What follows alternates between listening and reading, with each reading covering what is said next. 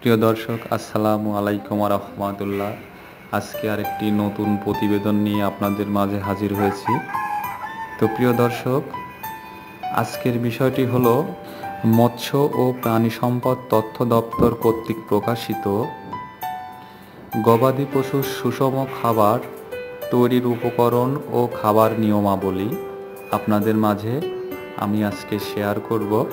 তো প্রিয় দর্শক, ভিডিওটি সম্পূর্ণ না টেনে দেখার জন্য অনুরোধ রইল এবং ভিডিওটি ভালো লাগলে অবশ্যই চ্যানেলটি সাবস্ক্রাইব করে আমাদের পাশে থাকবেন।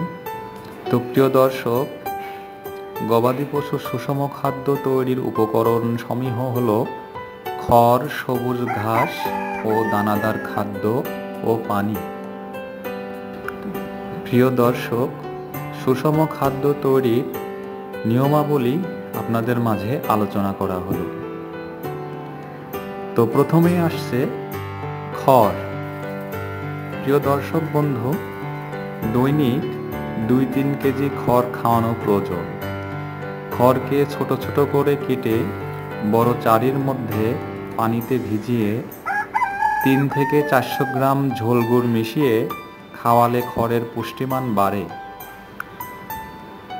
এবারে আসছে কাঁচা ঘাস।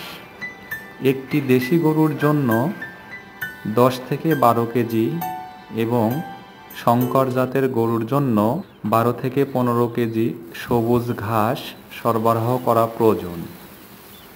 দুগ্ধবতী গাভী থেকে বেশি দুধ পাওয়ার জন্য কাঁচা ঘাসের বিকল্প নাই। প্রিয় দর্শক বন্ধু, এবারে আসছে দানাদার খাদ্য।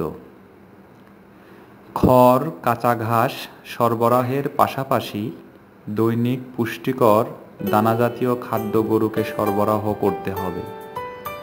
গবাদি পশুর দানাদার খাদ্য তৈরির জন্য নিয়মাবলী আলোচনা করা হলো।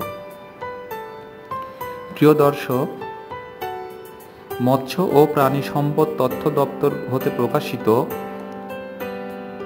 10 কেজি দানাদার খাদ্যর উপাদানগুলো আলোচনা করা হলো। তো প্রিয় দর্শক, প্রথমেই আমাদের লাগছে গমের ভুসি। এটা মূল খাদ্যের 50% নিতে হবে। তার মানে 10 কেজি খাদ্যের জন্য 5 কেজি গমের ভুসি নিতে হবে। 2 নম্বরে আসছে চাউলের কুড়া।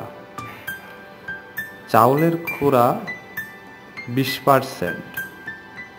তার মানে 10 কেজি খাদ্যের জন্য চাউলের কুড়া নিতে হবে 2 কেজি। এবারে আসছে খেসারি ভাঙ্গা। খেসারি ভাঙ্গা 18%। তার মানে 10 কেজি খাদ্যর জন্য 1 কেজি 800 গ্রাম খেসারির ভাঙ্গা নিতে হবে। এরপরে আসছে তিল বা বাদামের খোল। এটা হলো 10%। তার মানে 10 কেজি খাদ্যের জন্য তিল বা বাদামের খোল 1 কেজি পরিমাণ নিতে হবে। এরপরে আসছে খনিজ লবণ। খনিজ লবণ 1%। তার মানে 10 কেজি দানাদার খাদ্যের জন্য খনিজ লবণ 100 গ্রাম নিতে হবে। এরপরে আসছে সর্বশেষ যে উপাদানটি, সেটা হলো লবণ। লবণ 1%। অর্থাৎ 10 কেজি দানাদার খাদ্যের জন্য আপনাকে 100 গ্রাম লবণ নিতে হবে। এই সমস্ত উপাদানগুলো একসঙ্গে মিশালে আপনি 10 কেজি দানাদার খাদ্য তৈরি করতে পারবেন। প্রিয় দর্শক, এখন প্রশ্ন হলো, গবাদি পশুকে আমরা প্রতিদিন কি পরিমাণ দানাদার খাদ্য খাওয়াবো? তো প্রিয় দর্শক, প্রথমে আসছে বাছুর গরু। বয়স অনুসারে বাছুর গরুকে আপনারা 500 গ্রাম থেকে 1 কেজি দানাদার খাদ্য প্রতিদিন খাওয়াতে পারেন। দুগ্ধবতী গাভী দেশি গাভীকে প্রতিদিন 1.5 কেজি থেকে 2 কেজি দানাদার খাদ্য আপনারা খাওয়াতে পারেন এবং শঙ্কর জাতের উন্নত গাভী প্রতিদিন 3 থেকে 4 কেজি দানাদার খাদ্য আপনারা খাওয়াতে পারবেন।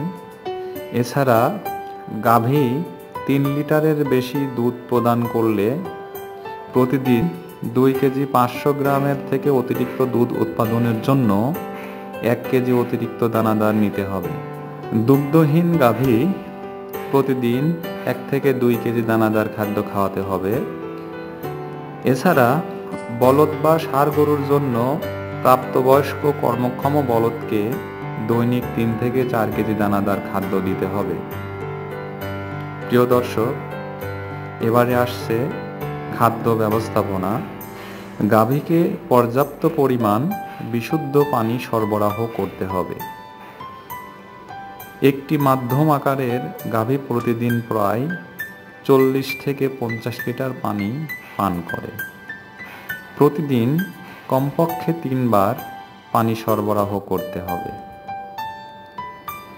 দানাদার খাদ্য প্রতিদিন 2 বার সরবরাহ করতে হবে, সকালে দুধ দহনের আগে এবং বিকেলে দুধ দহনের আগে। সবুজ ঘাস প্রতিদিন 3 বার সরবরাহ করতে হবে। গাভীকে মোট সবুজ ঘাসের 3 ভাগের 1 ভাগ খড় সরবরাহ করা যেতে পারে। দানাদার খাদ্যের মিশ্রণ ভিজিয়ে বা শুকনো সরবরাহ করা যেতে পারে, তবে শুকনো সরবরাহ করলে সাথে সাথে পানি খাওয়াতে হবে। প্রতিদিন পানির পাত্র ও খাবার পাত্র পরিষ্কার পরিচ্ছন্ন করতে হবে।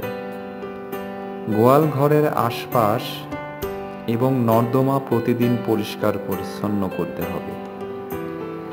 গরমের সময় প্রতিদিন গাভীকে গোসল করাতে হবে এবং শীতে কুসুম গরম পানি দিয়ে প্রতিদিন গাভীকে গোসল করাতে হবে।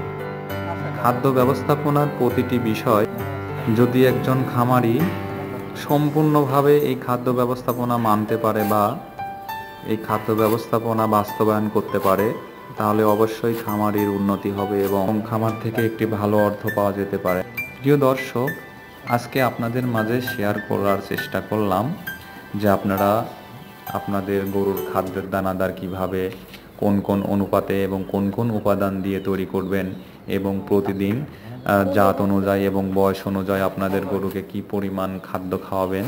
তো প্রিয় দর্শক, আজকের ভিডিওটি ভালো লাগলে অবশ্যই আমাদের চ্যানেলটি সাবস্ক্রাইব করবেন এবং প্রতিনিয়ত আমাদের ভিডিওর আপডেট পেতে অবশ্যই আমাদের চ্যানেলটির বেল বাটনটি চেপে দিবেন এবং আমাদের সঙ্গেই থাকবেন। তো প্রিয় দর্শক, আমার ভিডিও থেকে যদি আপনারা কোনো কিছু জানতে পারেন তাহলে আমার সার্থকতা। তো আজকের মতো বিদায় নিচ্ছি। আসসালামু আলাইকুম ওয়া রাহমাতুল্লাহ।